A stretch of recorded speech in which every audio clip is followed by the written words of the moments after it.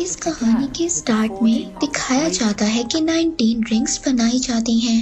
ये बहुत ही ज्यादा पावरफुल रिंग्स होती हैं और इन 19 रिंग्स में से 3 रिंग्स एल्फ्स को दी जाती हैं। ये लोग बहुत ही ज्यादा क्लेवर और इमॉर्टल होते हैं। 7 रिंग्स दी जाती हैं ड्राफ्ट्स को, जो कि माउंटेन एरियाज में रहते थे और इन लोगों को माउंटेन क्राफ्टमैन भी कहा जाता था। और 9 रिंग्स दी जाती हैं ह्यूमंस को, जिन लोगों को पावर सबसे ज्यादा चाहिए थी। और ये रिंग्स बहुत ही ज्यादा पावरफुल होती हैं और ये रिंग्स जिन लोगों के भी पास थी उन लोगों ने इनकी पावर्स को प्रोटेक्ट करना था। लेकिन रिंग्स का सिलसिला यहीं पर खत्म नहीं होता, लेकिन धोखे से एक और रिंग बनाई गई। डार्क लॉर्ड सॉरन ने एक और रिंग बनाई और ये रिंग बाकी रिंग से बहुत ही ज्यादा पावरफुल थी, जो बाकी सारी रिंग्स की पावर को हरा सकती थी। ऐसा कर कर डार्क लॉर्ड मिडल अर्थ पर अपनी हुकूमत करना चाहता था। मैन और एल्फ्स के लोग डार्क लॉर्ड की आर्मी के खिलाफ मॉर्डर पर फाइट करते हैं, जिसमें वो किसी हद तक जीत भी रहे होते हैं। लेकिन डार्क लॉर्ड की आर्मी इतनी ज्यादा थी कि खत्म होने का नाम ही नहीं ले रही थी। तभी वहाँ पर एक किंग का बेटा डार्क लॉर्ड की फिंगर को कट कर कर वो रिंग उसमें से निकाल देता है। ऐसा करते ही डार्क लॉर्ड स्पिरिट फॉर्म में चेंज हो जाता है और वहाँ से गायब हो जाता है और साथ ही डार्क लॉर्ड की आर्मी भी गायब हो जाती है। अब वो इवल रिंग जो डार्क लॉर्ड की थी वो इस किंग को भी करप्ट कर देती है। वो उस रिंग को डिस्ट्रॉय करने की बजाय अपने पास रख लेता है। अब उस किंग को भी कुछ लोग रिंग के लिए मार देते हैं और वो रिंग 25 इयर्स के लिए पानी में चली जाती है। फिर वो रिंग एक दिन एक गोलम को मिलती है और वो रिंग उसके पास 5 सेंचुरीज तक रहती है। फिर एक दिन वो रिंग उस गोलम के पास से भी गिर जाती है और वो एक हॉबिट को मिलती है जिसका नाम बिल्बो बैगिंस होता है। अब बिल्बो इस रिंग की हिस्ट्री जाने बगैर उसको अपने पास रख लेता है। 60 साल के बाद बिल्बो अपना 111 बर्थडे सेलिब्रेट करता है, जहाँ पर उसका एक बहुत ही पुराना फ्रेंड गैंडल्फ भी आता है। बिल्बो अपने बर्थडे के दौरान ये रिवील करता है कि वो शाइन छोड़कर एक एडवेंचर पर जा रहा है। तभी गैंडल्फ को उसके घर में पता चलता है कि उसके पास डार्क लॉर्ड की रिंग है।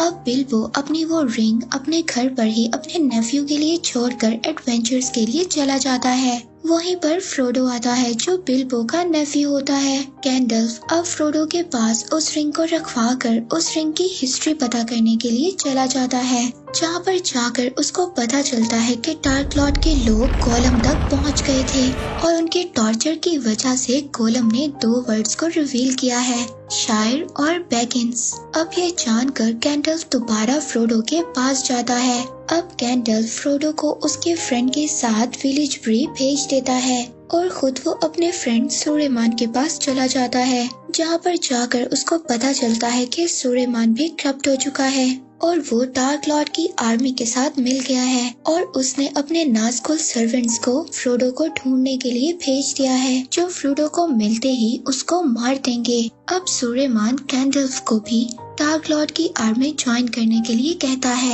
अब गैंडल्फ के मना करने पर उन दोनों के दरमियान में फाइट स्टार्ट हो जाती है। गैंडल्फ ज्यादा देर तक सुलेमान का मुकाबला नहीं कर पाता। सुलेमान गैंडल्फ की मैजिकल स्टिक को अपने कब्जे में कर उसको कैदी बना लेता है। सीन शिफ्ट फ्रोडो और उसके फ्रेंड सैम पर होते हैं। वहाँ पर वो लोग 2 और हॉबिट से मिलते हैं। तभी वहाँ पर अचानक नाज़कुल आ जाता है। फ्रोडो सभी अपने फ्रेंड्स को लेकर एक ट्री के नीचे छुप जाता है। नाज़कुल बिल्कुल उनके पास होता है। फ्रोडो तभी आउट ऑफ कंट्रोल होकर उस रिंग को पहनने लगता है। तभी उसका फ्रेंड सैम उसको रोककर नाज़कुल को डिस्ट्रैक्ट कर देता है। पर रात को नाज़कुल फ्रोडो और इसके फ्रेंड्स को ढूंढ लेता है। वहाँ से वो लोग नाज़कुल से बचते हुए रिवर में बोट तक पहुँच जाते हैं, पर फ्रोडो पीछे रह जाता है। वो नाज़कुल से बचते हुए बोट पर छलांग लगा देता है और वो भी बच जाता है। अब ये सब लोग नाज़कुल को पीछे छोड़कर वहाँ से भाग जाते हैं। अब जब वो लोग विलेज ऑफ ब्री पहुँचते हैं तो फ्रोडो को पता चलता है कि गैंडल्फ वहाँ पर 6 महीने से आया ही नहीं है। अब वो वहाँ पर बैठकर सोच ही रहा होता है कि क्या करना चाहिए। तभी उस रिंग का असर दोबारा होने लगता है और आउट ऑफ कंट्रोल होकर फ्रोडो गिर जाता है और रिंग को बचाता हुआ रिंग उसकी फिंगर में चली जाती है और फ्रोडो वहाँ से गायब हो जाता है। अब रिंग के यूज से नाज़गुल को पता चल जाता है कि फ्रोडो कहाँ पर है। फ्रोडो जब रिंग को पहनता है तो वो बहुत ज्यादा डर जाता है और जैसे ही रिंग उतरती है वहाँ पर स्ट्राइडर नाम का रेंजर फ्रोडो को अपने साथ ले जाता है। वो उसको कहता है कि वो गैंडल्फ का और ज्यादा वेट नहीं कर सकता। डार्क लॉर्ड की आर्मी उसको यहाँ पर मारने के लिए आ रही है। अब स्ट्राइडर नाज़गुल के आने से पहले फ्रोडो और उसके फ्रेंड्स को छुपा देता है। वो फ्रोडो को बताता है कि वो लोग डार्क लॉर्ड के स्लेव्स हैं। वो लोग फ्रोडो को ढूंढना तब तक नहीं छोड़ेंगे जब तक उनको रिंग नहीं मिल जाती। अब स्ट्राइडर उन सबको अपने साथ लेकर रिवेंडल की तरफ निकल जाता है। रात को रेस्ट के लिए वो लोग एक पहाड़ की ऊंचाई पर रुक जाते हैं। स्ट्राइडर इन सबको स्वॉर्ड देकर एरिया को चेक करने के लिए चला जाता है। फ्रोडो के सो जाने की वजह से वहाँ पर बाकी हॉबिट्स फायर को जला देते हैं। अब उस फायर की वजह से डार्क लॉर्ड की आर्मी वहाँ पर आ गई थी। डार्क लॉर्ड की आर्मी इनके पास आ जाती है। वो सभी हॉबिट्स को पीछे करके फ्रोडो तक पहुँच जाते हैं। अब वहाँ पर कुछ ना समझ आने पर फ्रोडो उस रिंग को पहन लेता है। अब जैसे ही फ्रोडो रिंग पहनता है लेकिन नाज़गुल फिर भी उसको देख लेता है और इस रिंग के पहनने के दौरान ही डार्क लॉर्ड सॉरन वहाँ पर आकर फ्रोडो पर अपनी तलवार से स्टैब कर देता है। तभी स्ट्राइडर वहाँ पर आ जाता है और डार्क लॉर्ड की आर्मी से फाइट करने लगता है। स्ट्राइडर वहाँ पर आकर बहुत ही बहादुरी से सभी नाज़गुल्स का मुकाबला करता है और वहाँ पर वो सबको अपनी तलवार से मार देता है। इसके बाद फ्रोडो को लेकर वो वहाँ से निकल जाता है। दूसरी तरफ हम सुलेमान को देखते हैं जो डार्क लॉर्ड के ऑर्डर पर वेपन्स और आर्मी बनाना शुरू कर देता है। दूसरी तरफ हम आर्वेन को देखते हैं जो कि एक एल्फ है और स्ट्राइडर का प्यार भी है। ये स्ट्राइडर और फ्रोडो को ढूंढ लेती है और फ्रोडो को रेस्क्यू कर कर अपने साथ ले जाती है। वो डार्क लॉर्ड की आर्मी से बचते हुए पानी से गुजर जाती है। फिर वो एक स्पेल करती है। उसके स्पेल करने के बाद ही डार्क लॉर्ड की आर्मी पानी के वेव्स के साथ ही गायब हो जाती है। अब आर्वेन फ्रोडो को लेकर फौरन रिवेंडल पहुंचती है जहां पर आर्वेन के फादर उसको मेडिकेट करते हैं। इसके बाद जैसे ही फ्रोडो होश में आता है तो वो अपने सामने कैंडल्स को बैठा देखता है जिसको एल्फ की एक बड़ी ईगल ने रेस्क्यू कर लिया था। फ्रोडो रिवेंडल में बिल्बो से भी मिलता है। फ्रोडो बिल्बो से कहता है कि वो उसकी तरह का एडवेंचरस नहीं कर सकता। रिंग यहाँ पर सेफ है और वो वापस घर जाना चाहता है। दूसरी तरफ आर्वेन के फादर फौरन एक मीटिंग रखते हैं जिसमें वो एल्फ्स, ड्राफ्ट्स और ह्यूमंस को भी बुलाते हैं। गैंडल्फ के अकॉर्डिंग वो मैन पर ट्रस्ट कर सकते हैं कि वो इस रिंग को डिस्ट्रॉय कर दे, मगर आर्वेन के फादर उस किंग की वजह से इस बात पर यकीन नहीं करते जो किंग हमने मूवी के स्टार्ट में देखा था जिसने रिंग के लिए अपनी जान दे दी थी। सीन शिफ्ट स्ट्राइडर पर होता है। वहाँ पर आकर रिवेंडल में वो आर्वेन से मिलता है। यहाँ पर एक और बात पता चलती है, स्ट्राइडर उसी किंग का बेटा था। वो इन सब बातों की वजह से डर कर इन कामों से पीछे हो गया था। अब आर्वेन स्ट्राइडर को अपनी पावर्स वाला नेकलेस दे देती है और मॉर्टेलिटी चूज करती है ताकि वो स्ट्राइडर के साथ एक आम ह्यूमन लाइफ गुजार सके। काउंसिल मीटिंग में ह्यूमंस, ड्राफ्ट्स और एल्फ्स कोई भी इस रिंग को डिस्ट्रॉय करने के लिए तैयार नहीं होता क्योंकि इस बात का सबको अंदाजा होता है कि ये मौत के मुंह में हाथ डालने वाली बात है। वहीं पर सब में ये बात भी रिवील होती है कि स्ट्राइडर असल में एरागॉन है, गॉन्डर्स का असली किंग। अब फ्रोडो ये रिस्पॉन्सिबिलिटी लेने के लिए तैयार हो जाता है कि वो इस रिंग को डिस्ट्रॉय करेगा। अब ह्यूमंस, एल्फ्स और ड्राफ्ट्स उसको प्रोटेक्ट करने के लिए तैयार हो जाते हैं। बिल्बो फ्रोडो को जाने से पहले अपनी स्वॉर्ड, स्ट्रिंग और एक चेन से बनी हुई शर्ट देता है जो कि कुछ चेन से बनी हुई थी।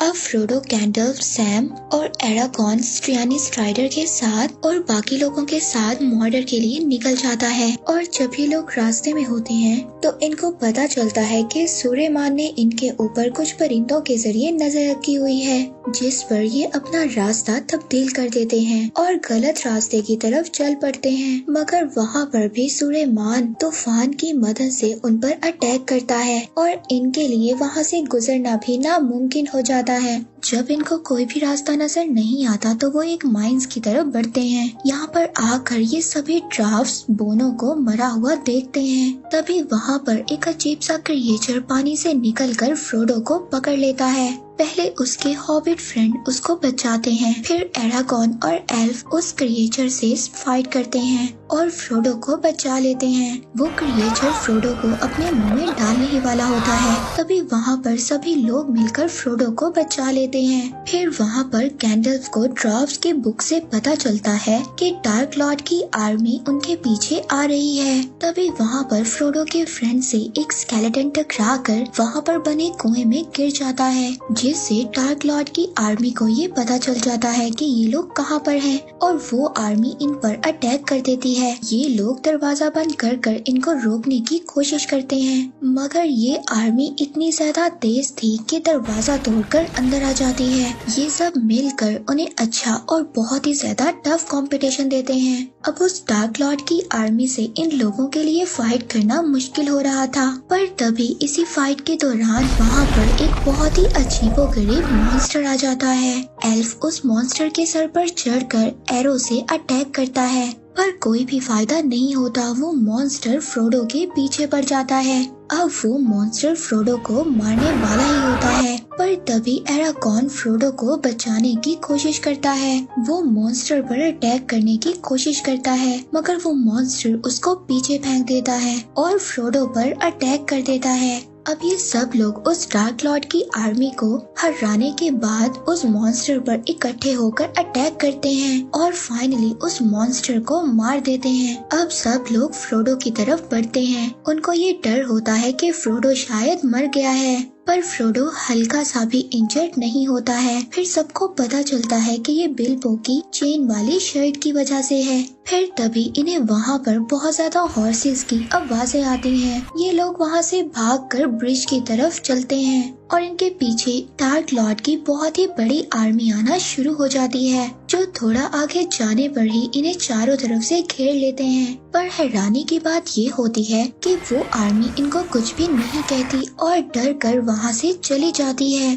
तभी गैंडल्फ इन्हें बताता है कि वहाँ पर एक डीमन आ रहा है। अब ये सब लोग डीमन से बचते हुए भागते डेंजरस रास्तों से गुजरते हुए जा रहे होते हैं। अब इन्होंने एक बहुत ही बड़ी जंप लगाकर आगे बढ़ना था। दूसरी तरफ डार्क लॉर्ड की आर्मी दोबारा से इन पर अटैक करना शुरू कर देती है और ये लोग उनका मुकाबला करते हुए जंप लगाते हुए आगे बढ़ते हैं, मगर फ्रोडो और एरागॉन पीछे रह जाते हैं। अचानक उनके नीचे से जमीन टूट जाती है, पर वो दोनों भी जंप लगाकर सबके पास पहुंच जाते हैं।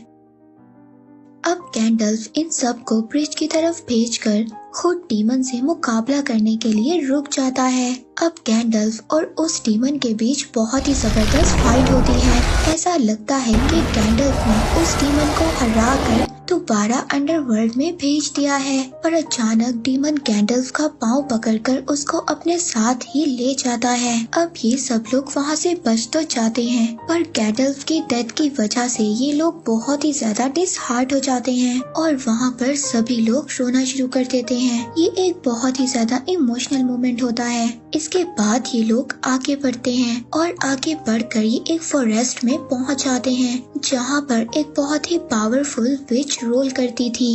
अचानक उस विच के लोग इनको पकड़ लेते हैं और अपने साथ उस व्हाइट विच के पास ले जाते हैं। वो विच अब फ्रेडो को ये बता देती है कि वो ही अकेला इस टास्क को कंप्लीट कर पाएगा और ये भी बताती है कि उसकी टीम का एक बंदा उससे रिंग चोरी करने की कोशिश भी करेगा। सीन शिफ्ट होता है सूर्यमान पर, जहाँ पर उसने एक बहुत ही पावरफुल आर्मी तैयार कर ली थी और वो इस बात का पता लगा कर के फ्रोडो और उसके फ्रेंड कहाँ पर हैं, उस आर्मी को उन लोगों के पीछे भेज देता है। दूसरी तरफ फ्रोडो और उसके साथी बोट के जरिए एक जगह पर पहुंच जाते हैं, जहां पर फ्रोडो के अकेले होने का फायदा उठाकर उसकी ही टीम का एक मेंबर जिसका नाम बोरोमीर था, विच की बात के अकॉर्डिंग वो उससे रिंग लेने की कोशिश करता है, पर फ्रोडो रिंग पहनकर वहाँ से निकल जाता है। अब फ्रोडो जब रिंग उतारता है तो वो दूर जाकर एक जगह पर गिर जाता है। वहीं पर एरागॉन आ जाता है। अब फ्रोडो एरागॉन से भी डरता है,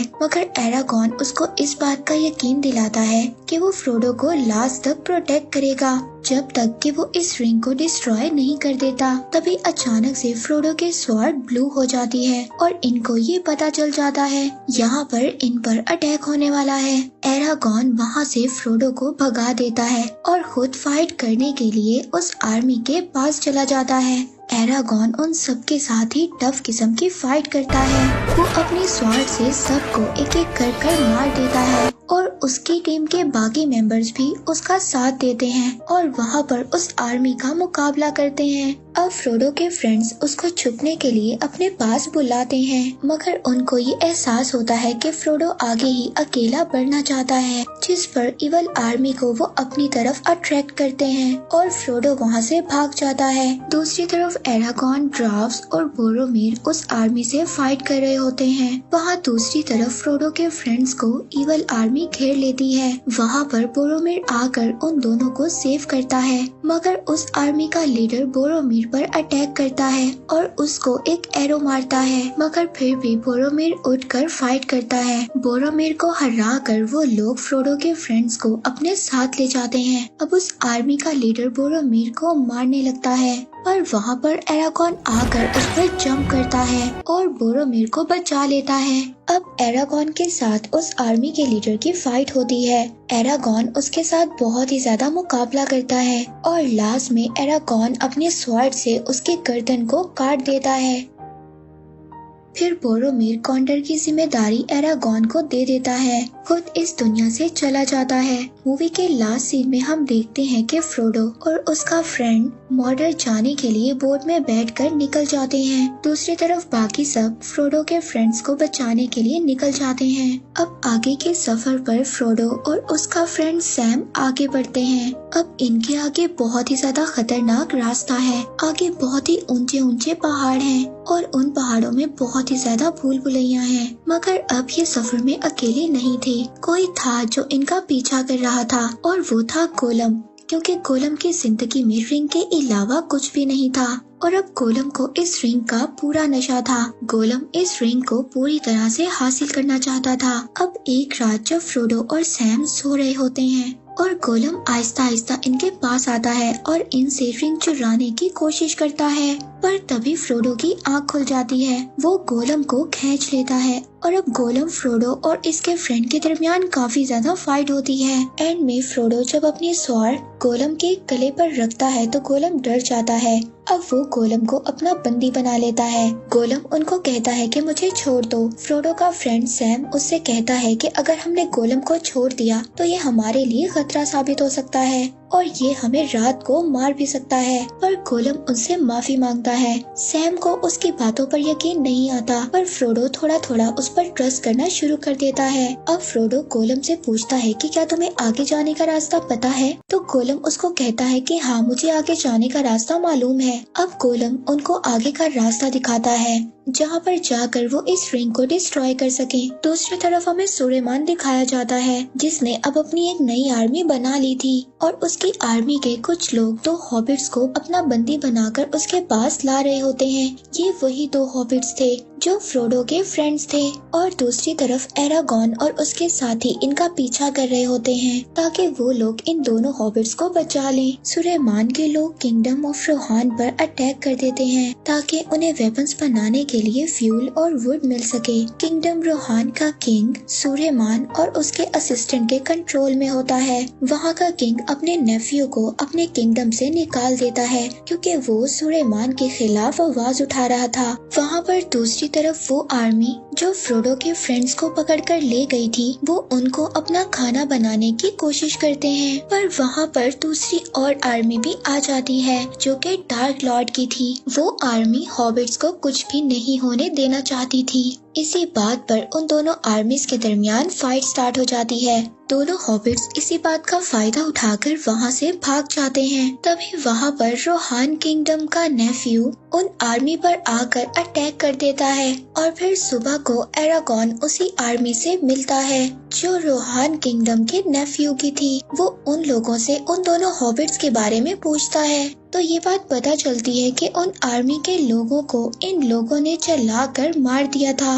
वो कहता है कि वो उस जगह पर जाकर दो हॉबिट्स को सर्च तो कर सकते हैं, मगर वो ज्यादा इस उम्मीद में ना रहे कि वो दोनों जिंदा होंगे, वो भी उस आर्मी के साथ मर गए होंगे। एरागॉन जब वहाँ पर पहुँचता है, वहाँ पर जाकर एरागॉन को पता चलता है कि दोनों हॉबिट्स अपनी जान बचाकर एक फॉरेस्ट में चले गए हैं। दूसरी तरफ जब दोनों हॉबिट्स फॉरेस्ट में पहुंचते हैं तो वहां पर एक लिविंग ट्री उन पर अटैक कर देता है, जो ऐसा लगता है कि उन दोनों को वो सूर्यमान के हवाले कर देता है। दूसरी तरफ गोलम जैसे तैसे कर फ्रोडो को मॉर्डर के रास्ते पर लेकर जा रहा था। उन पर भी खतरा बढ़ना शुरू हो जाता है। जब रात को वो रेस्ट करने रुकते हैं तो फ्रोडो गोलम की हेल्प करने की कोशिश करता है, जहाँ पर वो गोलम को उसका नाम याद करवाने की ट्राई करता है। तभी गोलम को ये बात रियलाइज होती है कि उसका नाम स्मीगल था और वो रिंग मिलने से पहले एक हॉबिट ही था।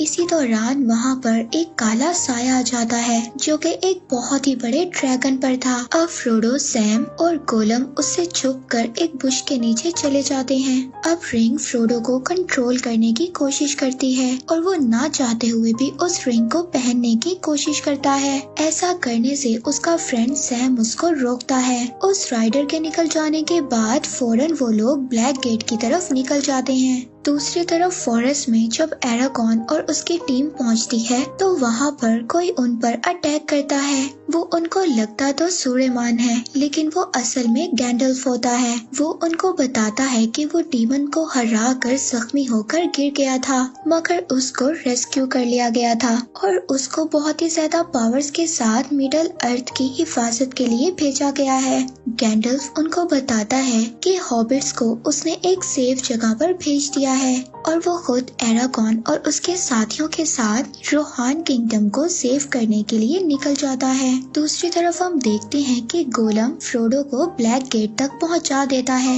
मगर वहां पर वो डार्क लॉर्ड की आर्मी को गेट पर प्रोटेक्ट करते हुए देखते हैं। तभी सोल्जर्स को एंटर करने के लिए गेट खोला जाता है।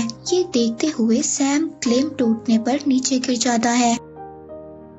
अब फ्रोडो अपने फ्रेंड को वहां से निकालने की कोशिश तो करता है, मगर सोल्जर्स को आता देखकर वो दोनों अपने ऊपर कपड़ा कर छुप जाते हैं। गेट बंद होने से पहले फ्रोडो और उसका फ्रेंड सैम दोनों अंदर जाने की कोशिश करते हैं, लेकिन गोलम उसको रोक देता है। वो कहता है कि यहाँ से जाना खतरे से खाली नहीं है, वो एक और रास्ता जानता है, जिस पर फ्रोडो उस पर ट्रस्ट करते हुए उसको दूसरा रास्ता दिखाने के लिए कहता है। दूसरी तरफ गैंडल्फ रोहान किंगडम पहुंच जाता है। वो वहाँ के किंग को सूर्यमान के कंट्रोल से बाहर लाता है। सूर्यमान उसको फुल फाइट देता है, लेकिन गैंडल्फ अब बहुत ज्यादा पावरफुल था। वो उस किंग को उसके कंट्रोल से बाहर ले आता है। अब वो किंग गुस्से से सूर्यमान के असिस्टेंट को मारने की कोशिश करता है, लेकिन एरागॉन उसको रोक लेता है, ये कहते हुए कि ये सूर्यमान तक इनका मैसेज पहुंचाएगा। उस किंग को अपने बेटे की डेथ का भी पता चलता है, जिससे वो बहुत ही ज्यादा डिसहार्ट हो जाता है। गैंडल्फ उसको वॉर के लिए कहता है और उसको उस वॉर के लिए रेडी होने का कहता है, मगर वो किंग वॉर से इनकार कर देता है। वो अब अपने लोगों को और ज्यादा नुकसान नहीं पहुंचाना चाहता था। वो दूसरी जगह पर अपने लोगों को लेकर जाना चाहता था, जहां पर उसके लोग ज्यादा सेफ रहेंगे। अब एरागॉन और उसके साथी उस किंग के लोगों को सेफली दूसरी जगह पर पहुंचाते हैं। उस किंग की नीस एरागॉन से बहुत ही ज्यादा इम्प्रेस होती है। एरागॉन एक घोड़े को ठीक करता है और इसके बाद उसको फ्री करने का कहता है, ये कहते हुए कि उस हॉर्स ने बहुत ज्यादा वॉर्स को देख लिया है। उस किंग की नीस की एरागॉन के साथ अच्छी बॉन्डिंग हो जाती है। दूसरी तरफ सूर्यमान का असिस्टेंट सूर्यमान को सब बता देता है कि रोहान किंगडम के क्या हालात हैं और वो लोग कहां पर जा रहे हैं। सूर्यमान अब अपनी आर्मी को ये ऑर्डर दे देता है कि वो उन लोगों पर अटैक कर दें। दूसरी तरफ फ्रोडो गोलम की हेल्प करना चाहता था, लेकिन उसका फ्रेंड उसको खास पसंद नहीं करता था। फ्रोडो का फ्रेंड उसको समझाता है कि वो रिंग की वजह से दिन ब दिन अग्रेसिव होता जा रहा है, लेकिन फ्रोडो उसकी कोई भी बात नहीं सुनता। दूसरी तरफ गोलम फ्रोडो की वजह से अच्छा होना शुरू हो गया था, जिस पर उसकी अच्छाई उसकी बुराई पर जीत हासिल कर लेती है और वो अब फ्रोडो का सर्वेंट बनने का डिसाइड करता है। अगले दिन जब ये लोग आगे बढ़ते हैं तो वो लोग डार्क लॉर्ड की आर्मी को देखते हैं, जिस पर इन्हें अंदाजा होता है कि डार्क लॉर्ड अपनी पुरानी हार को बहुत ज्यादा सीरियस ले चुका है और इस बार किसी भी सूरत हार को बर्दाश्त नहीं कर सकता। तभी वो देखते हैं कि डार्क लॉर्ड की आर्मी पर अटैक हो गया है और आर्मी पर अटैक करने वाले ये लोग रेंजर्स होते हैं। इन लोगों को फेरामीर बोरोमीर का छोटा भाई लीड कर रहा होता है। वो लोग फ्रोडो और उसके फ्रेंड को भी डार्क लॉर्ड के आदमी समझकर पकड़ लेते हैं और उन लोगों को अपने साथ ले जाते हैं। दूसरी तरफ एरागॉन पर ऑर्कस आर्मी अटैक कर देती है। एरागॉन किंग की नीस को बच्चों और औरतों को बचाकर लेकर जाने का कहता है और खुद किंग के साथ इस आर्मी के साथ फाइट करता है।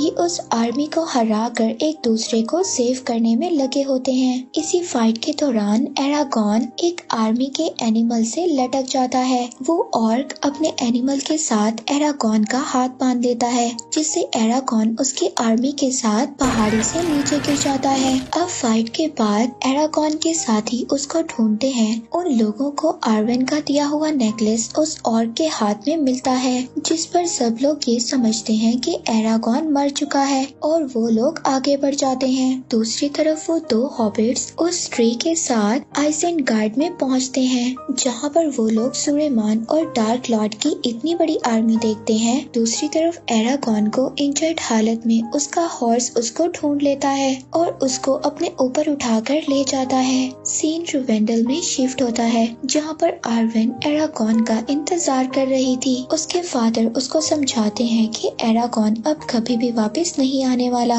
अगर वो मिडल अर्थ में ही रहकर उसका वेट करती रही। वो कहता है कि एल्फ की एज ज्यादा होती है, पर एरागॉन एक इंसान है, उसकी एज ज्यादा होते ही वो मर जाएगा और आर्वेन अकेली रह जाएगी। आर्वेन अपने फादर की बात को मानने के लिए तैयार हो जाती है। दूसरी तरफ व्हाइट विच भी ह्यूमंस के साथ मिलने के लिए रेडी हो जाती है, क्योंकि वो ये देख सकती थी कि फ्रोडो की स्ट्रेंथ कम हो रही है और डार्क लॉर्ड की आर्मी दिन ब दिन बढ़ती जा रही है। वो आर्मी इंसानों के नामो निशान को मिटा सकती है और मिडल वर्ल्ड पर कब्जा कर लेंगे। इस पर आर्वेन के फादर अपनी एक आर्मी को वहां पर भेज देते हैं। सीन फेरामीर पर शिफ्ट होता है, जहां पर वो ये जानता है कि फ्रोडो बोरोमीर का दोस्त है। फेरामीर के फादर उससे ज्यादा खुश नहीं थे, वो बोरोमीर से ज्यादा खुश थे, इसीलिए फेरामीर गोलम को पकड़ लेता है। अब उसको ये बात पता चल जाती है कि रिंग फ्रोडो के पास है। फेरामीर को ये लगता है कि यही रास्ता है जिससे वो अपने फादर को ये यकीन दिला सकता है कि वो ही उनका खून है। अब वो फ्रोडो को अपने साथ ले जाने का डिसाइड करता है। दूसरी तरफ रास्ते में एरागॉन को डार्क लॉर्ड की आर्मी नजर आ जाती है। वहाँ पर जाकर एरागॉन वहाँ के किंग को ये बताता है कि वो आर्मी 10,000 लोगों की आर्मी है, जो सिर्फ डार्क लॉर्ड की आर्मी का एक पोर्शन है और उस आर्मी को उसने इंसानों को खत्म करने के लिए भेजा है। अब उस किंग के पास वॉर के अलावा कोई और ऑप्शन नहीं था और उसके पास आर्मी भी बहुत कम थी। अब किंग अपने सोल्जर्स को फाइट के लिए रेडी होने का कहता है। दूसरी तरफ वो लिविंग ट्री भी अपने साथियों के साथ आइसेनगार्ड पर अटैक करने का डिसाइड करता है। दूसरी तरफ रोहान किंगडम के सभी लोग बहुत ज्यादा डरे हुए थे। वो ये जानते थे कि वो इस वॉर को कभी भी नहीं जीत सकते, मगर थोड़ी सी होप की वजह से वो लोग वॉर के लिए तैयार हो जाते हैं। एरागॉन भी उन लोगों के साथ होता है। अब वक्त आ गया था कि सब अच्छे लोग मिल जाएं और बुराई के खिलाफ जंग करें। अब एल्व्स भी ह्यूमन की हेल्प करने के लिए वहाँ पर पहुँच जाते हैं। अब डार्क लॉर्ड की आर्मी वहाँ पर पहुँच जाती है और वहाँ पर एक इंटेंस वॉर स्टार्ट हो जाती है। डार्क लॉर्ड की आर्मी रोहान किंगडम पर एरोस की बारिश करती है और वो कैसल की पूरी एक वॉल तोड़ देते हैं, जिसमें एरागॉन बहुत ही ज्यादा इंजर्ड हो जाता है और वो आर्मी कैसल में एंटर हो जाती है। लेकिन एरागॉन खुद ही उठ जाता है और वहाँ पर वो एल्व्स को अटैक करने के लिए कहता है। वहाँ पर फिर से फाइट स्टार्ट हो जाती है और इसी दौरान एल्फ्स के लीडर की डेथ हो जाती है। वहाँ पर एरागॉन और गिमली उन लोगों से फाइट करते हैं। दूसरी तरफ किंग अपने गेट को सिक्योर करता है। वो लोग जितना हो सकता था उस आर्मी को फोर्ट्रेस से दूर रखने का करते हैं। दूसरी तरफ फेरामीर फ्रोडो को लेकर अपने साथ गुंडोर पहुंच जाता है। वहाँ पर सब कुछ तबाह होता हुआ देखकर फ्रोडो फेरामीर को समझाता है। वो उसको कहता है कि वो उसे मॉडर्न जाने दे और इस रिंग को डिस्ट्रॉय करने दे, लेकिन फेरामीर उसकी कोई भी बात नहीं सुनता। गोंडोर में इन पर कुछ रेंजर्स अटैक कर देते हैं। दूसरी तरफ डार्क लॉर्ड की आर्मी ने रोहान किंगडम पर अपना आधा कंट्रोल कर लिया था। ये देखकर एरागॉन वहाँ से बच्चों और सभी लोगों को एक पहाड़ी पर जाने का कहता है। फिर एरागॉन और वहाँ का किंग दोनों उस आर्मी के साथ लड़ने के लिए चले जाते हैं। अब गैंडल्फ भी अपनी आर्मी को लेकर वहाँ पर आ गया था और रोहान किंगडम की हेल्प करता है और उनको सेव करने में लग जाता है। दूसरी तरफ लिविंग ट्रीज भी सुलेमान पर आकर अटैक कर देते हैं और उसके कैसल को चारों तरफ से घेर लेते हैं। सीन शिफ्ट फ्रोडो पर होता है, जहाँ पर वो उस राइडर के सामने रिंग पहनने वाला होता है, जिस पर उसका फ्रेंड सैम आकर उसको रोकता है और फेरामीर उस ड्रैगन पर अटैक कर उन दोनों को सेव कर लेता है। दूसरी तरफ एरागॉन और किंग उस आर्मी के खिलाफ वॉर को जीत जाते हैं। फेरामीर भी रिंग की असलियत को समझ गया था और फ्रोडो को ये बात रियलाइज करवाता है और उनको वहाँ से जाने का रास्ता भी बताता है, जिसके बाद फ्रोडो अपने दोस्त सैम के साथ और गोलम के साथ उस रिंग को डिस्ट्रॉय करने के लिए निकल जाता है और इसी के साथ ये मूवी यहीं पर एंड हो जाती है।